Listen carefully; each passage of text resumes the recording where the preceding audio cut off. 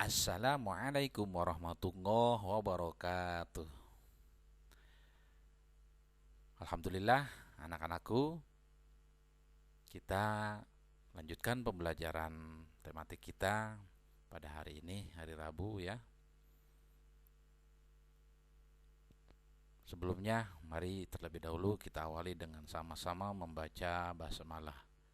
Bismillahirrahmanirrahim. Ya, terima kasih anak-anakku. Bagaimana kabarnya hari ini? Setelah kalian kemarin belajar tematik tema 2, subtema 2, pembelajaran kedua, baru hanya beberapa orang yang sudah mengirimkan tugasnya, tugas menariknya ya, tari indang. Yang belum silahkan Bapak tunggu ya. Sekarang kita lanjut ke pembelajaran ketiga. Simak baik-baik materi hari ini. Selamat belajar.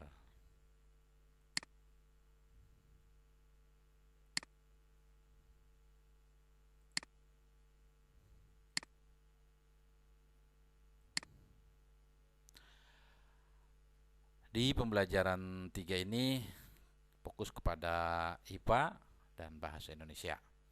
Untuk IPA, kompetensi dasarnya menganalisis cara makhluk hidup menyesuaikan diri dengan lingkungan. Kemudian menyajikan karya tentang cara makhluk hidup menyesuaikan diri dengan lingkungan sebagai hasil penelusuran berbagai sumber ya. Ini indikator pencapaian kompetensinya menentukan cara hewan menyesuaikan diri dengan lingkungannya. Kemudian menganalisis cara hewan menyesuaikan diri dengan lingkungannya. Dan selanjutnya ada bahasa Indonesia, menggali informasi penting dari buku sejarah menggunakan aspek apa, di mana, kapan, siapa, mengapa, dan bagaimana ya.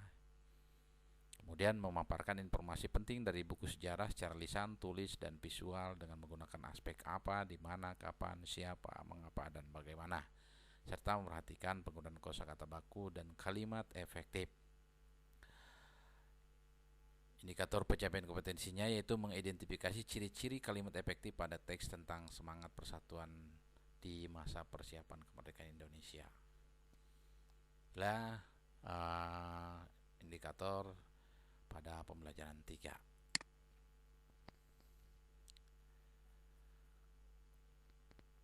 Kerjasama merupakan hal yang sangat penting dalam mencapai tujuan sebuah kelompok. Apakah kamu pernah melakukan kerjasama untuk mencapai suatu tujuan? Sudah barang tentu pernah ya, Bapak yakin kalian pernah bekerja sama ya. Baik di rumah, di sekolah ya, atau di tempat tinggal kalian ya. Amati gambar berikut. Ya, ini ada anak-anak ya. Gambar anak-anak. Gambar di atas menceritakan sekelompok siswa yang sedang bermain. Bermain apa? Ayam dan elang ya. Dalam permainan ini sekelompok siswa berperan sebagai ayam dan mereka mempunyai tujuan untuk melindungi diri dari serangan elang. Bagaimana tujuan tersebut dapat tercapai? Apa yang harus dilakukan oleh setiap anggota kelompoknya? Oke, lanjut. Sudah ada kalian lihat?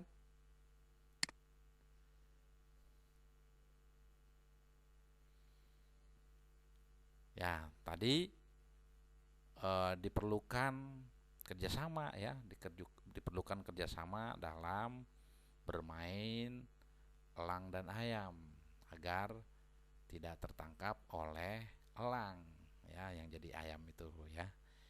Diperlukan ketangkasan dan diperlukan kerjasama antara anggota yang satu dengan anggota yang lainnya. Sekarang kita ke bacaan berikut.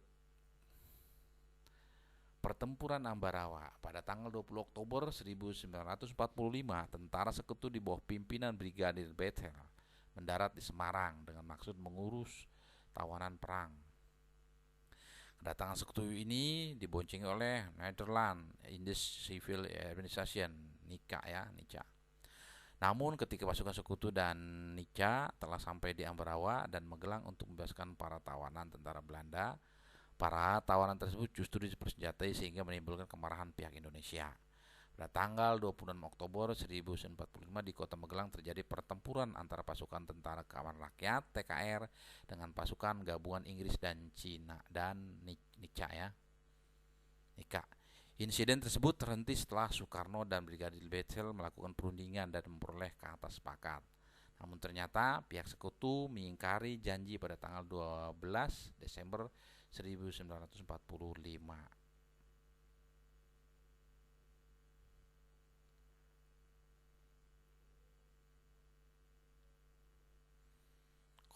Kolonel Sudirman langsung memimpin pasukannya yang menggunakan taktik gelar supit urang atau pengepungan rangkap dari kedua sisi sehingga musuh benar-benar terkurung ya. Setelah bertempur selama 4 hari pada tanggal 15 Desember 1945, pertempuran berakhir. Indonesia berhasil merebut Ambarawa dan sekutu dibuat mundur. Kemenangan ini diperoleh berkat kerjasama dari seluruh rakyat di Ambarawa. Kemenangan pertempuran ini kini diabadikan dengan didirikannya Monumen Palagan Ambarawa dan diperingati sebagai Hari Jadi TNI Angkatan Darat atau Hari Juang Kartika. Ya. Kalau kemarin pertempuran di Surabaya, ini sekarang pertempuran di Ambarawa. Alhamdulillah ya, dimenangkan oleh rakyat kita, rakyat Indonesia ya. Itu berkat kerjasama.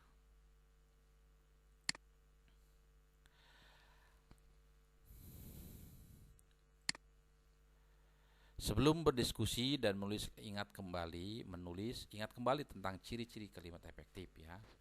Kalimat efektif adalah kalimat yang mengandung gagasan pembicara atau penulis yang terdiri atas kata-kata yang mempunyai unsur SPOK ya. Ciri-ciri kalimat efektif: 1. Memiliki unsur penting atau pokok, minimal unsur subjek dan predikat ya. Kemarin sudah dibahas nih ya tentang SPOK ya. Kedua, menggunakan struktur bahasa yang tepat. Ketiga, memenuhi kaidah ejaan yang berlaku. Dan keempat, menggunakan pilihan kata diksi yang tepat dan sesuai kebutuhan. Ini ada contohnya ya. Menggunakan kalimat tanya ya. Perhatikan. Nah, ini kalimat tanya siapa ya? Tentara sekutu mendarat di Semarang pada tanggal 20 Oktober 1945 di bawah pimpinan Brigadir Bethel.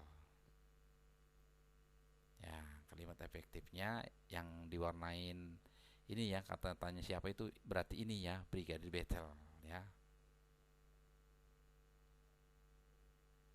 Siapa pimpinan tentara sekutu yang mendarat di Semarang ya pada tanggal 20 Oktober 1945, yaitu Brigadir Bethel ya. Itu kalimat tanya ya, tanya. Oke, contoh kedua. Tentara sekutu mendarat di Semarang pada tanggal 20 Oktober 1945 di bawah pimpinan Brigadir Bethel. Ya, ini kalau tadi kalimat efektifnya kalimat tanya menggunakan siapa ya, ini kalimat tanya kapan ya. Kapan tentara sekutu mendarat di Semarang? Yaitu pada tanggal 20 Oktober 1945. Berarti ini yang di warna merah ya. Tuh, kalimat tanya kapannya ya. Kapan tentara sekutu mendarat di Semarang? Yaitu pada tanggal 20 Oktober 1945. Ya, di bawah pimpinan Brigadir Bethel. Oke, anak-anakku sudah paham ya? Setelah membaca teks di atas, lengkapi peta pikiran berikut dengan menggunakan kalimat efektif. Apa, mengapa, siapa, bagaimana, kapan, di mana ya. Ini tolong diisi ya biar kalian semakin lancar ya mengetahui peta pikiran menggunakan kalimat efektif.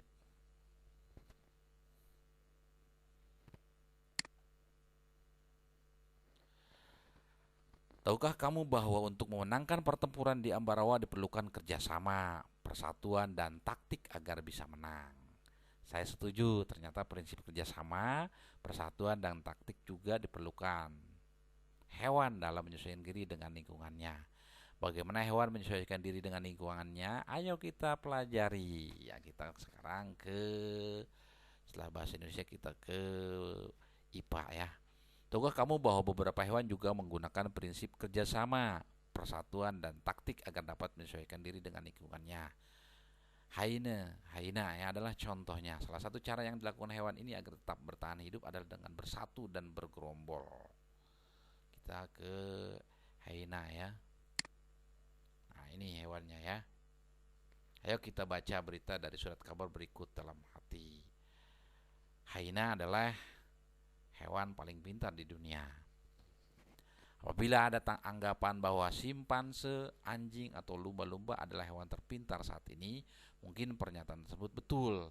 Namun kurang tepat. Menurut penelitian, hewan terpintar di muka bumi adalah haina. Dr. Sarah Benson Amram dari University of St. Andrew mengatakan bahwa haina adalah hewan terpintar karena binatang tersebut dapat mengatasi masalah secara naluri dan juga dapat berhitung. Wah, luar biasa ini ya. Dapat berhitung. Dalam penelitiannya, Sarah berhasil menyimpulkan bahwa tingkat kepintaran seekor hewan ditentukan dari cara mengatasi masalah. Haina mempunyai strata sosial lebih tinggi dari jenis lainnya dan dapat mempertahankan wilayahnya dengan cara memanggil rekan-rekan mereka. Haina akan mengusir hewan lain yang masuk ke wilayahnya dengan cara bergerombol. Hewan ini dapat menghitung jumlah penyusup di wilayahnya dan memperkirakan berapa rekan yang harus hadir untuk mengusirnya. Haina mempelajari cara untuk mengatasi masalah dari kesalahan dan percobaan. Hal ini seperti yang dilakukan manusia ketika menghadapi masalah, ungkap Sarah, seperti yang dikutip Telegraph. Ya, dia juga menjelaskan bahwa walaupun banyak hewan lain yang melakukan metode seperti yang dilakukan haina, namun hewan ini lebih cepat dalam melakukannya. Haina lebih kreatif daripada hewan lainnya, lanjut Sarah. Mungkin di kemudian hari, karena dikatakan lebih pintar, maka NASA dapat menggunakan haina sebagai penelitian keluar angkasa. Selama ini NASA hanya menggunakan simpanse dan beberapa hewan kecil lainnya untuk hal tersebut. Wah, luar biasa ini ya penelitian yang dilakukan oleh Sarah ini. Oke, sudah kalian baca ya, sudah kita baca bersama.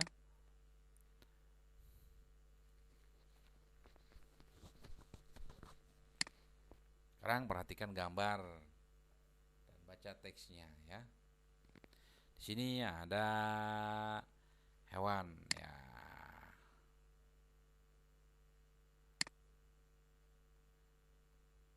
Belalang ya, belalang, kemudian ada bunglon.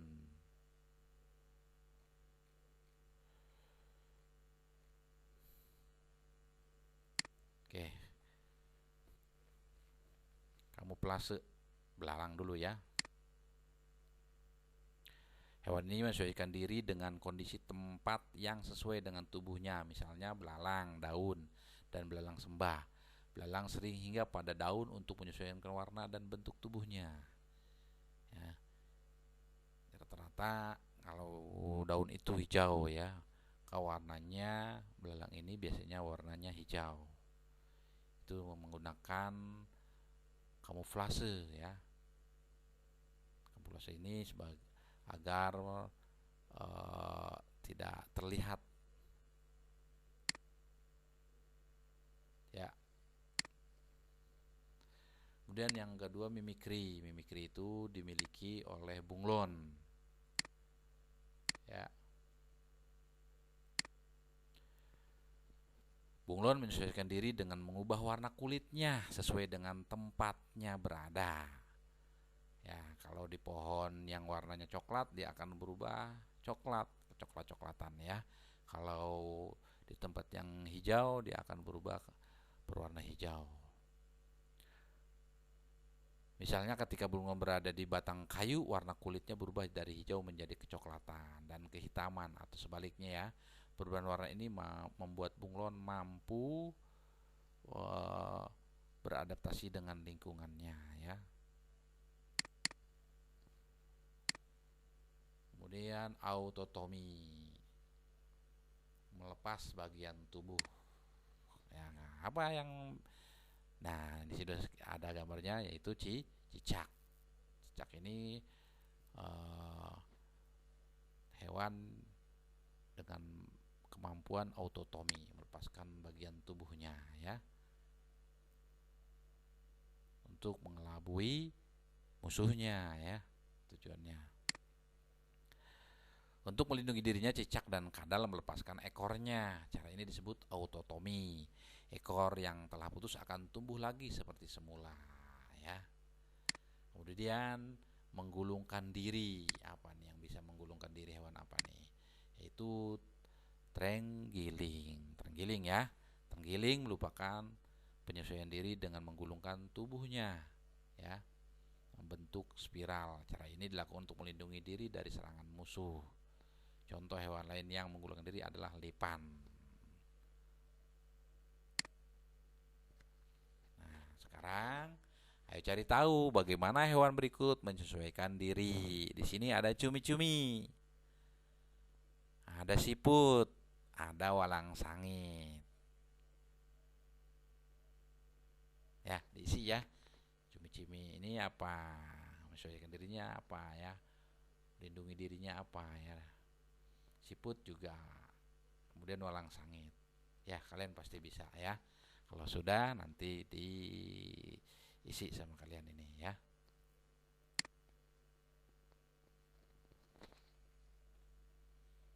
Demikian pembelajaran di pembelajaran 3 ini ya. Mari kita sama-sama tutup dengan sama-sama membaca hamdalah alhamdulillahirabbil alamin. Waalaikumsalam warahmatullahi wabarakatuh.